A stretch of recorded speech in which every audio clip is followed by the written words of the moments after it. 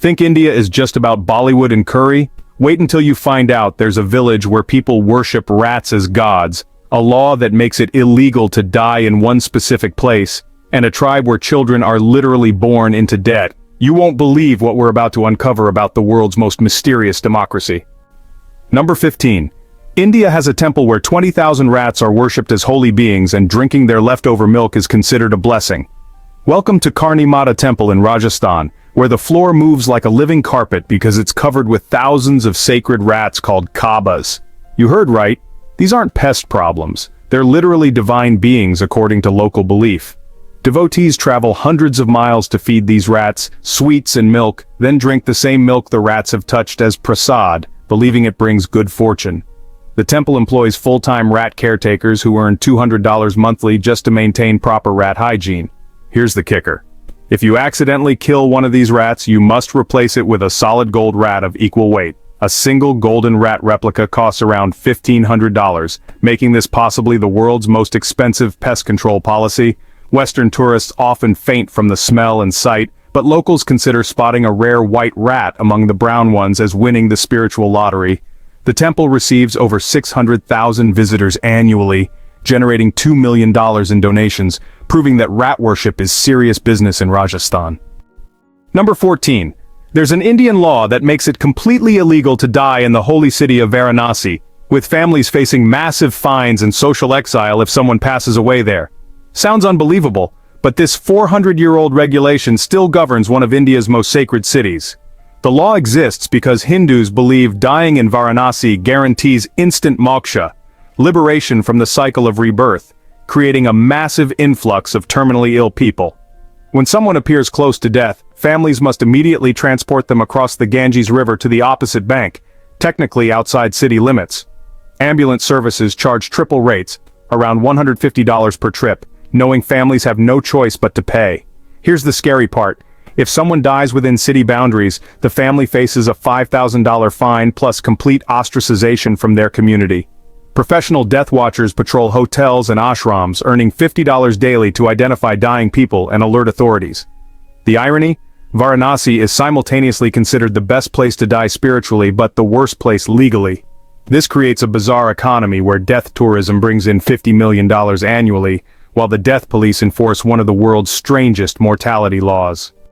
Number 13. In northeast India, the Khasi tribe practices a matrilineal system so extreme that men have zero inheritance rights, and honestly, children can't even take their father's surname. Think patriarchy dominates everywhere in India? Think again. In Meghalaya state, the Khasi people have created a complete reverse world where men are considered economic burdens and women hold all the power. Property, land, and family wealth automatically pass to the youngest daughter, never to sons. Men move into their wife's family home after marriage and have no legal claim to any assets they help build. Here's the twist that shocks even progressive Westerners. Khasi men have formed India's only men's rights movement, holding protests demanding basic inheritance rights. They carry signs reading, "We are not slaves," and give men property rights, which sounds bizarre in a country known for gender inequality. The youngest daughter, called Ka Kadu, becomes the family's CEO, making all financial decisions while her husband essentially becomes a live-in helper. This 2,000-year-old system affects over 1.5 million people and has created a unique economy where women control 85% of all business transactions. Khasi women often marry multiple husbands throughout their lifetime, keeping the family property intact, while men provide labor and children but gain nothing permanent in return. Number 12. India operates the world's largest school meal program, feeding 120 million children daily, but the logistics are so complex that it requires a military-style operation involving 2.6 million cooks. You heard right. Every school day, India prepares more meals than the entire population of Japan eats for lunch. The midday meal scheme employs more people than McDonald's has worldwide, with each cook earning around $80 monthly to prepare fresh food for an average of 46 children. The program burns through 15,000 tons of rice and wheat daily, requiring 1,200 dedicated trains just for food transportation. Here's where it gets mind-blowing. Food quality inspectors taste test over 50,000 meals daily across the country, making them possibly the world's most well-fed government employees. The operation is so massive that it affects global commodity prices. When India's school program increases vegetable purchases, international markets fluctuate. Wait until you find out the coordination required. Every morning at 6 a.m., 2.6 million cooks simultaneously begin preparation following identical recipes transmitted via satellite to ensure consistency from Kashmir to Kerala. The program has reduced child malnutrition by 32% and increased school attendance by 28%, but managing it requires more coordination than most small countries need to run their entire government operations. Number 11. The Indian city of Mawsynram receives 467 inches of rainfall annually, making umbrellas completely useless and forcing residents to develop NUPS full-body baskets worn like backpacks to stay dry. Welcome to the wettest place on Earth where conventional rain gear becomes a joke and people have evolved unique survival strategies. During monsoon season, Mawsynram receives up to 39 inches of rain in a single day.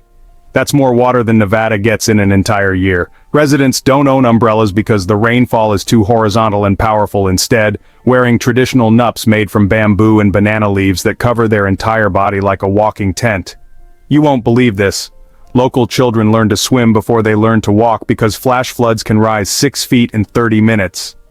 The village operates on a seasonal economy where everything happens during the 4 dry months, then completely shuts down for 8 months of continuous rain.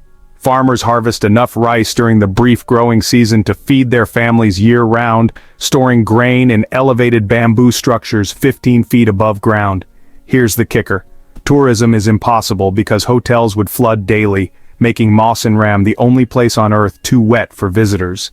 Residents develop webbed feet characteristics after generations of adaptation, and many suffer from permanent joint problems due to constant moisture exposure. Number 10. India's caste system is so ingrained that 75% of marriages still happen within the same caste, despite intercaste marriage being legal for over 70 years, with families spending their life savings to maintain caste purity. Think modern India has moved past ancient social divisions? The numbers tell a shocking different story. Despite constitutional equality, Indian families spend an average of $15,000 on dowries specifically to secure same-caste marriages, often borrowing money at 36% annual interest rates that keep them in debt for decades. Here's where it gets disturbing. Matrimonial websites, India's version of dating apps, have detailed caste filters that are more specific than any Western dating preference you can imagine.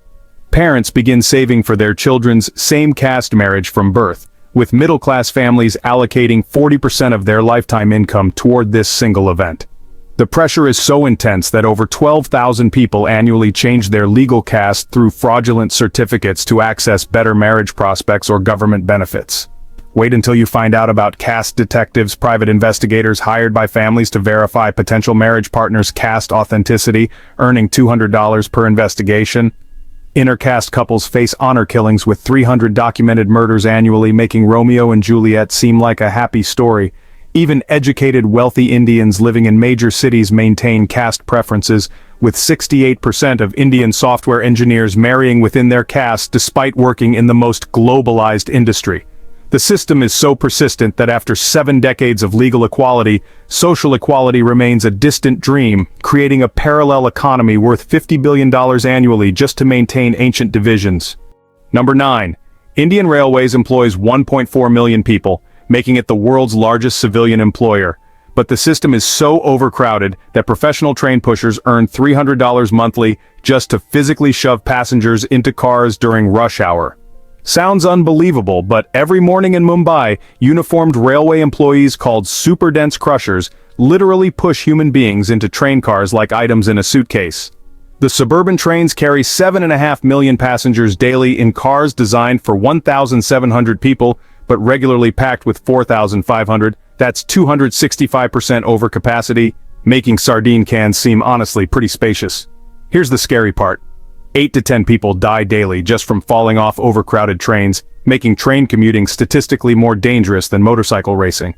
Professional pushers actually undergo 6 months of training to learn safe pushing techniques and earn more than bank clerks because the job requires incredible physical strength and precise timing. The system is so overwhelmed that passengers have developed a complex social hierarchy where window seats are traded like stock options, with premium spots selling for $50 monthly. You heard right. People pay extra just for the privilege of being crushed against a window instead of in the middle of a human sandwich. Train delays are measured not in minutes but in passenger units, with each delay calculated by how many additional people can be crammed in during the extra waiting time. The The irony? Indian Railways runs the world's most punctual long-distance trains while simultaneously operating the most chaotic urban transport system, creating a split personality that really defines modern India's relationship with efficiency and chaos. Number 8.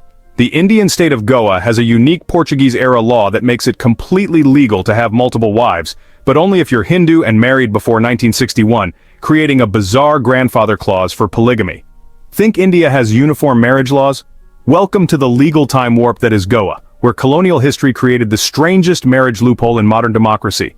Men who married multiple wives before Goa's integration into India maintain full legal recognition for all their marriages, complete with inheritance rights for all wives and children. Here's where it gets complicated.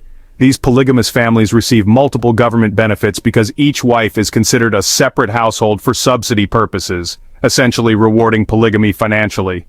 The law creates surreal situations where 80-year-old men legally divide their time between multiple houses, with each wife receiving separate widow pensions when he dies. Wait until you find out about the inheritance battles. When these polygamous patriarchs pass away, legal disputes involve more than 20 family members fighting over property rights in India's most expensive real estate market. Current property values mean these colonial-era polygamous families are sitting on assets worth millions, making their unusual marriage arrangements extremely lucrative. The Portuguese Civil Code still governs personal law in Goa, making it the only Indian state where Catholic, Hindu and Muslim marriage laws coexist with colonial Portuguese regulations, creating a legal complexity that requires specialized lawyers earning $500 per case just to navigate family disputes. Modern Goans joke that their state has more marriage laws than most countries have total laws. Number 7. India consumes 650,000 tons of gold annually, more than the next 10 countries combined, but 68% is worn as jewelry during weddings and then locked away in bank vaults, creating the world's largest private gold reserve that honestly never circulates in the economy. You heard right. Indian households hoard $1.5 trillion worth of gold in private storage, making Indian mothers-in-law collectively wealthier than most national treasuries. The average Indian wedding features 2.5 kilograms of gold jewelry worth $125,000, with families borrowing at 24% interest rates to meet social expectations for gold display. Here's the mind-blowing part. After weddings, this gold disappears into bank lockers and family safes, never to be seen again except at future weddings, creating a parallel economy where massive wealth exists, but generates zero economic activity. Rural Indian women own more gold per capita than residents of Dubai, but live in homes without running water, creating the strangest wealth disparity on Earth. The government estimates that Indian households own 25,000 tons of gold, enough to destabilize global markets if suddenly sold, making Indian jewelry boxes more economically significant than most countries' central bank reserves. Wait until you find out about gold smuggling mothers, women who travel to Dubai monthly, purchase gold jewelry, wear it through customs claiming personal use, then sell it in India for a 12% profit, making housewives into international gold traders, earning $2,000 per trip. This underground economy moves $40 billion annually through sari-clad smugglers who look like innocent tourists but operate sophisticated precious metal trading networks that would, honestly, impress Wall Street professionals. Think organizing a local election is difficult? Well, India's general elections require coordination that makes military invasions look simple by comparison. The Indian Electoral Commission manages elections for 970 million eligible voters using 5 million electronic voting machines. But the process is so complex that election officials travel by elephant, camel, and helicopter to reach remote polling stations, making it the world's most logistically challenging democratic exercise. Election officials must establish 1.05 million polling stations, including one booth in Gujarat's Gir forest, exclusively for a single voter who lives alone among lions, making him possibly the most pampered voter on Earth. Here's where it gets wild. Special election teams use elephants in Assam, camels in Rajasthan, and boats in Kerala, with transportation costs reaching $2.5 billion just to move voting equipment to remote locations.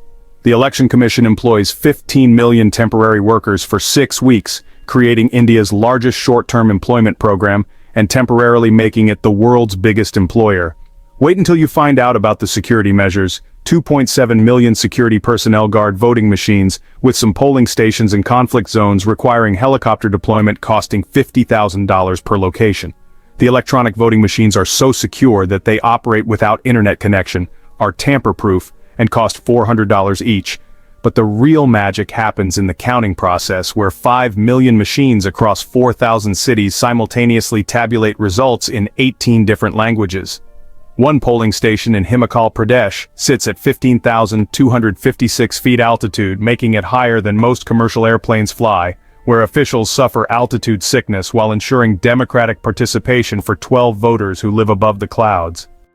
You won't believe this medical paradox.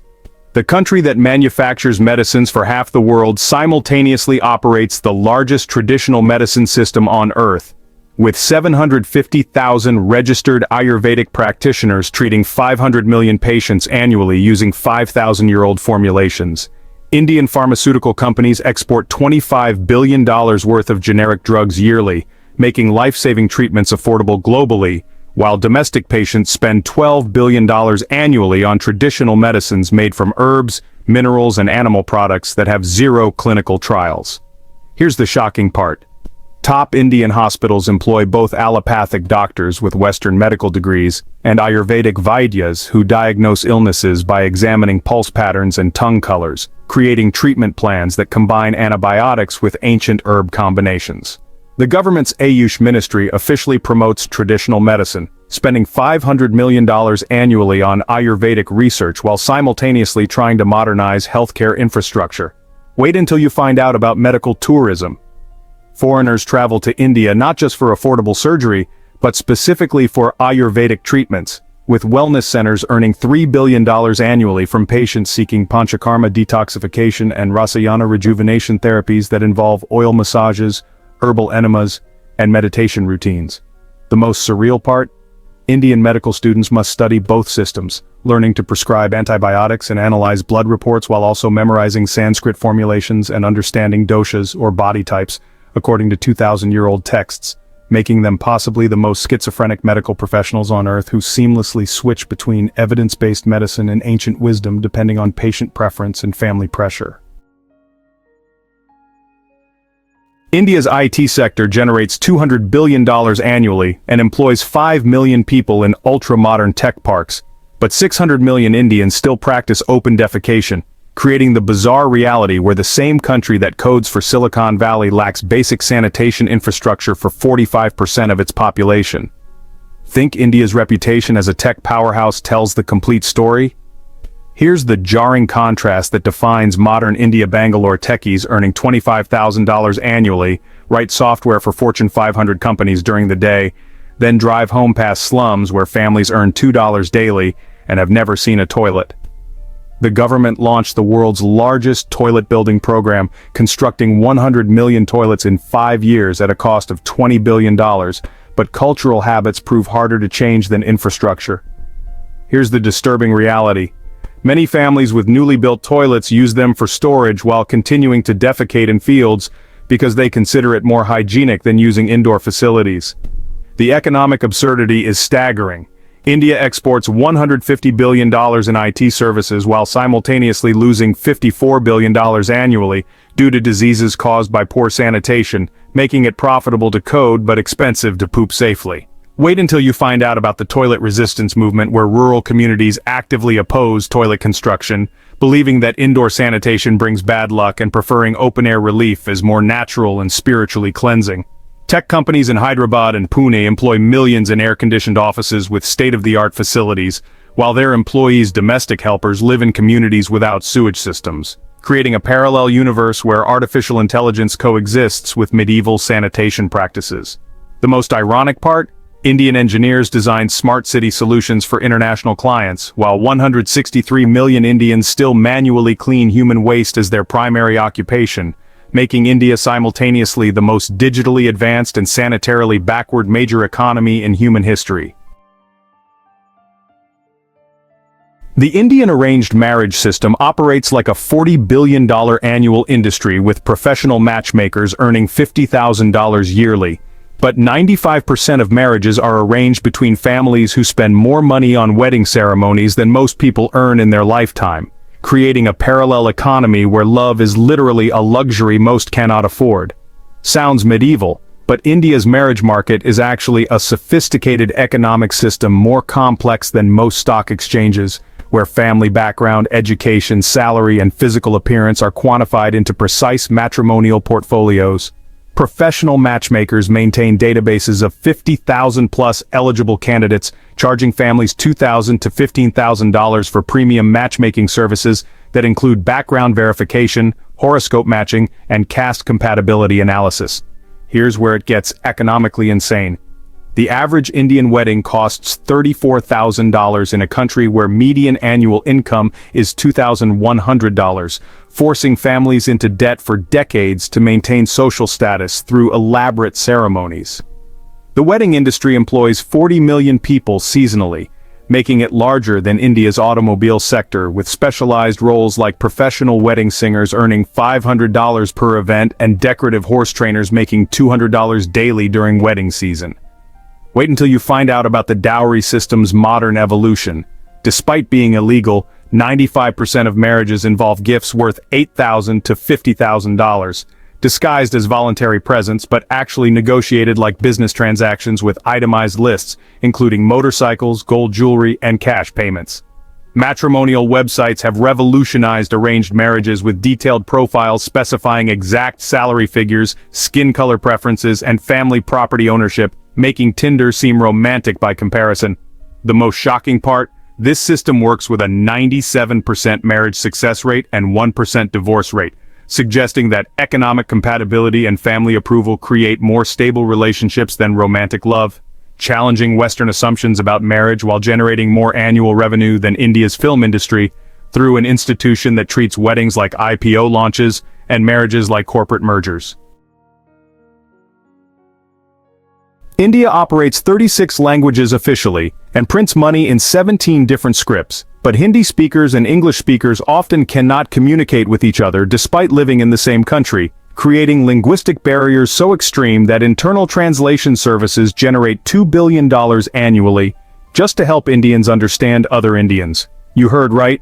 India faces more communication challenges within its borders than the European Union faces across 27 different countries, with language barriers so severe that Supreme Court proceedings require simultaneous translation into 12 languages to ensure basic legal comprehension.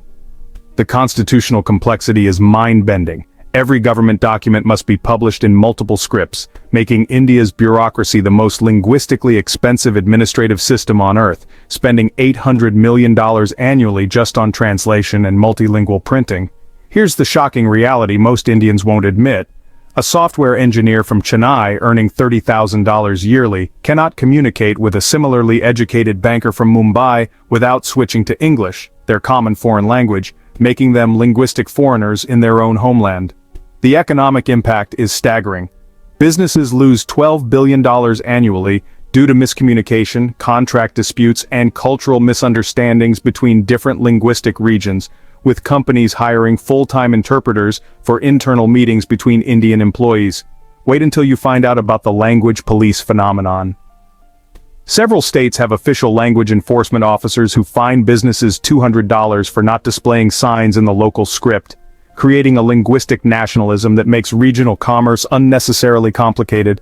Political rallies require multilingual speeches, with politicians switching between 4 or 5 languages in single addresses to connect with diverse audiences, making Indian politics the most polyglot, democratic system in human history. The most absurd part? India's space program conducts missions to Mars while Indian citizens need Google Translate to understand their own country's diversity, highlighting how technological advancement coexists with basic communication failures that would cripple most nations but somehow fuel India's chaotic success story.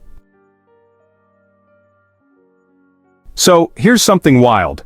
India, with its 28 states, each boasting economies bigger than most countries, actually runs on a tax system so complicated that it takes 40,000 chartered accountants working full-time just to help businesses keep up with rules that seem to change every single month. It's gotten to the point where companies are spending more money just to comply with taxes than they actually pay in taxes. And honestly, there's this whole parallel economy where dodging the legal mess costs more than just taking the risk of legal trouble. Now here's the mind-blowing truth about India's economic paradox. The country that's the fastest growing major economy on the planet also has, well, probably the most bureaucratically inefficient tax system in modern history. Businesses there end up spending about 35% of their revenue just on compliance costs, legal fees, and accounting services, basically just to figure out regulations that often contradict themselves between federal and state levels. The Goods and Services Tax, or GST, was launched back in 2017 to simplify things, but it actually created over 1,200 different tax categories, with rates ranging from 0 to 28%. That makes it more complex than the tax codes in the US, UK, and Germany put together, and businesses have to file 37 separate returns every year compared to just 2 in Singapore. And get this, Indian businesses employ more chartered accountants per capita than anywhere else in the world, with CA firms raking in $8 billion a year just to help companies decode laws written by the same government that's supposedly trying to encourage business growth. It's created this regulatory industrial complex employing 2 million people whose sole job is to navigate government-created complexity. For small businesses, it's even tougher. They spend 60% of their working hours just on paperwork instead of making things, and the average entrepreneur needs 144 government approvals before they can even get started. That takes about 18 months and costs $12,000 in fees and bribes just to legally open shop.